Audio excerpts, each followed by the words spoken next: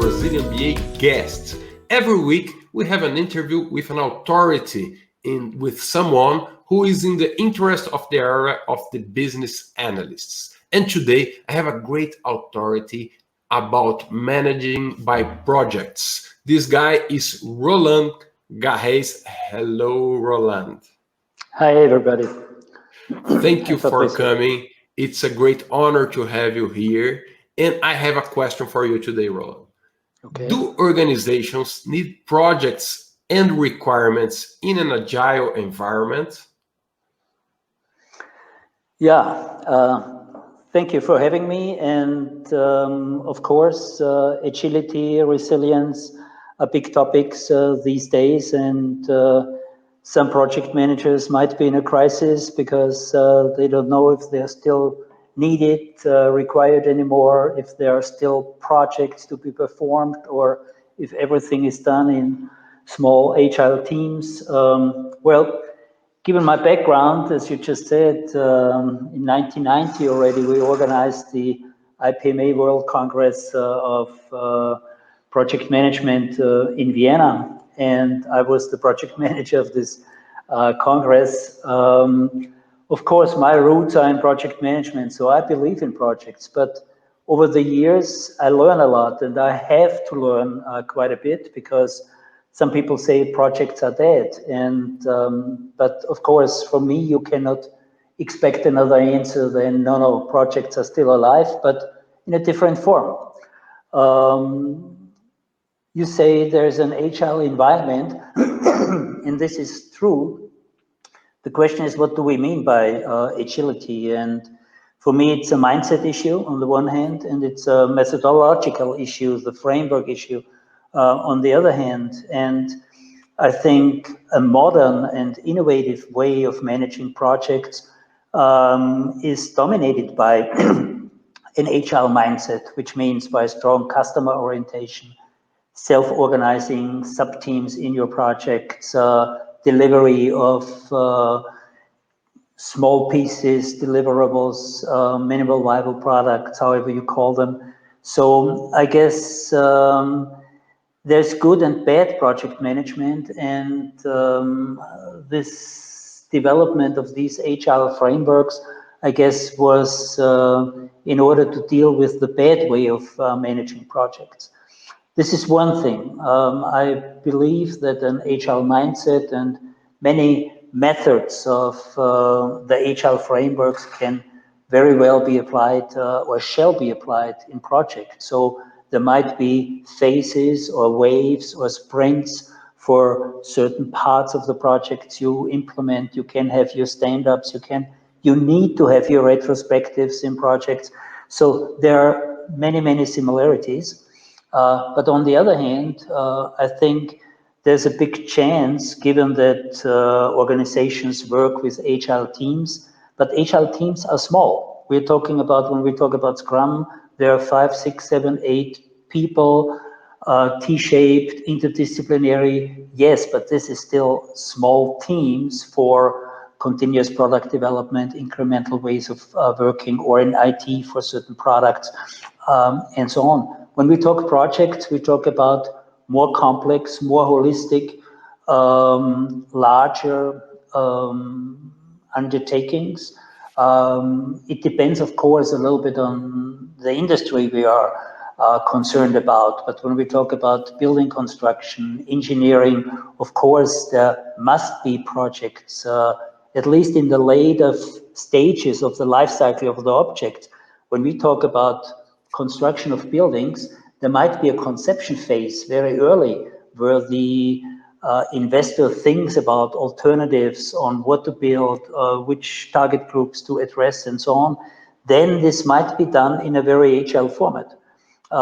When you do maybe some prototyping, that might still be possible. But when you go into detailed planning, when you go in erecting a new building, then overall it requires a clear project format. But again, maybe in certain instances, some agile teams might be working. So what I'm trying to say depends on the situation. I think it's a chance for project management to professionalize project management and introduce many of these concepts, and make clearer differentiations between what really qualifies to be performed as a project and what, like some Mickey Mouse activities that are called projects in the industry. I know IT companies that do tasks with some 20-person days and they call it a project.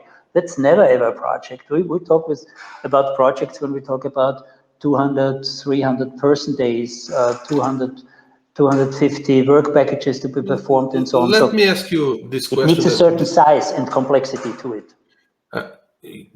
That's what I wanted you to help me to understand. When people say that they don't need projects anymore, I see a lot of organizations that see when they were doing projects, probably bad projects, right?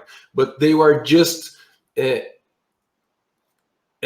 committed with an objective of a project, of something that ends in a time, because projects are temporarily by definition, right? Mm-hmm. And they changed the mindset to products. That's something mm-hmm. that you must commit in a long term. And if you build something wrong, it's your duty to deal with that and to enhance it. So people should compromise themselves to something more continuous, to something sustainable, and not just projects.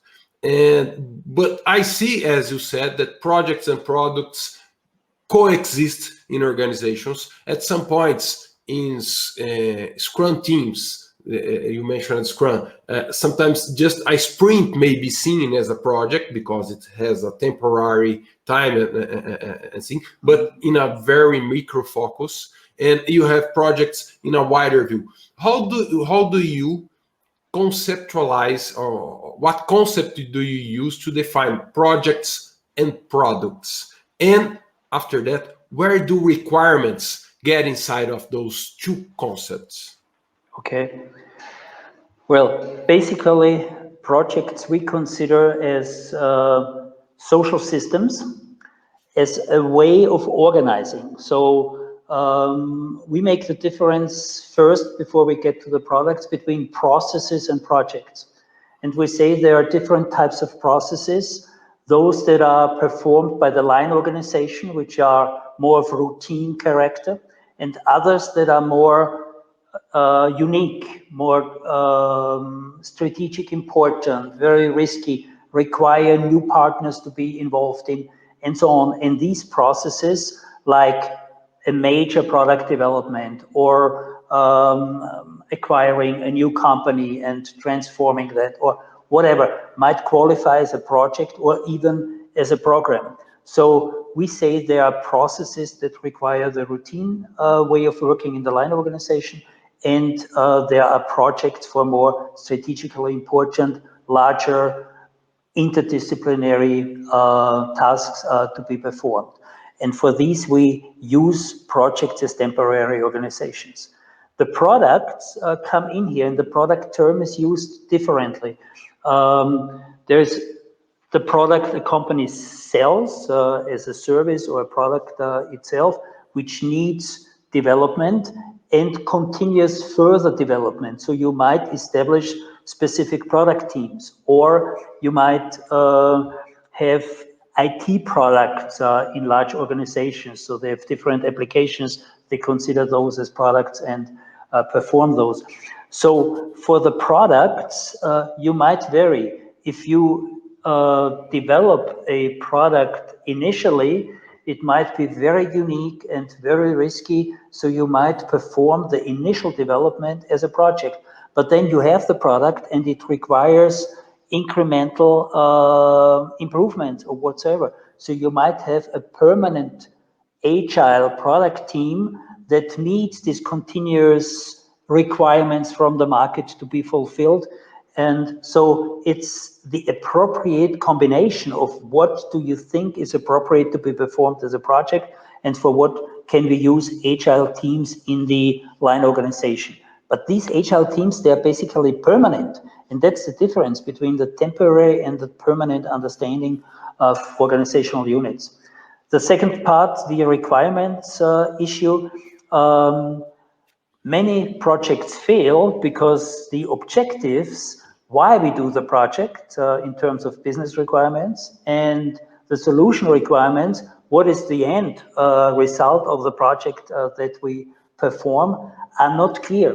You know, people say, okay, start this and this, they have some ideas, but the objectives are not clear, and therefore you fail very often. So I think the business requirements, the why question has always to be as clear as any possible. It might change, of course, during the progress of performing. And you need your solution requirements.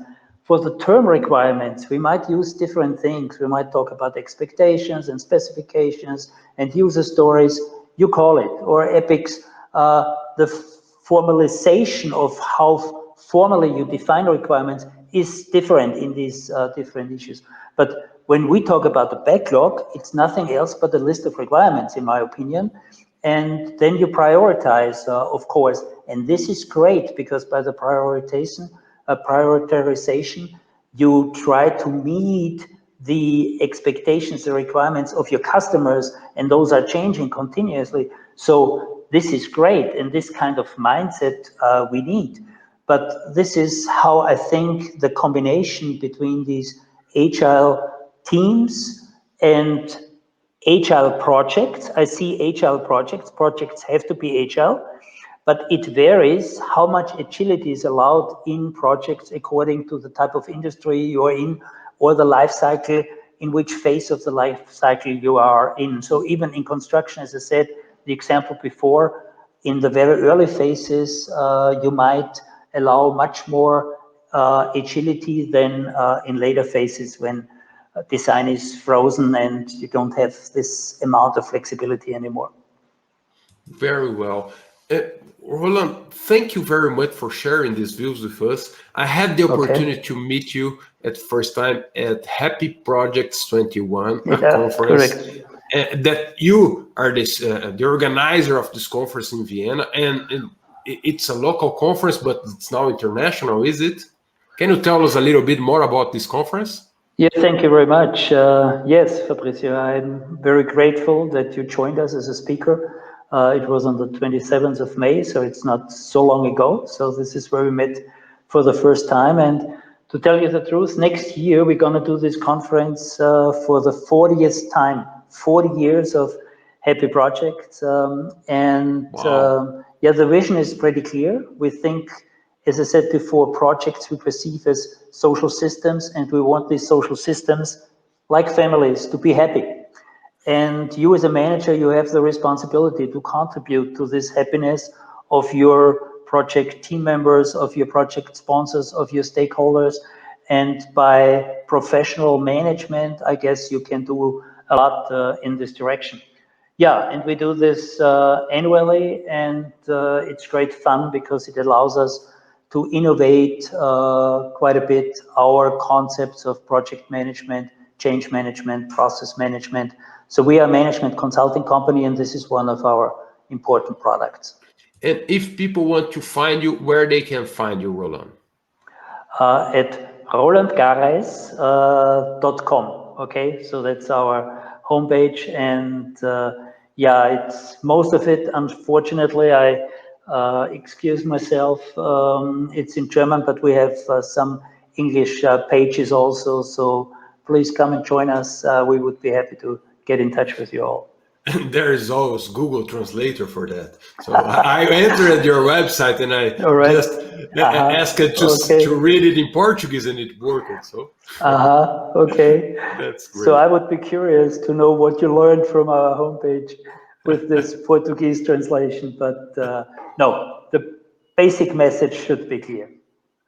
Thank you very much, Roland, and I wish you happy projects. I appreciate that. Fabrizio, we stay in touch. Have a good day. Bye-bye. Bye-bye. Ciao.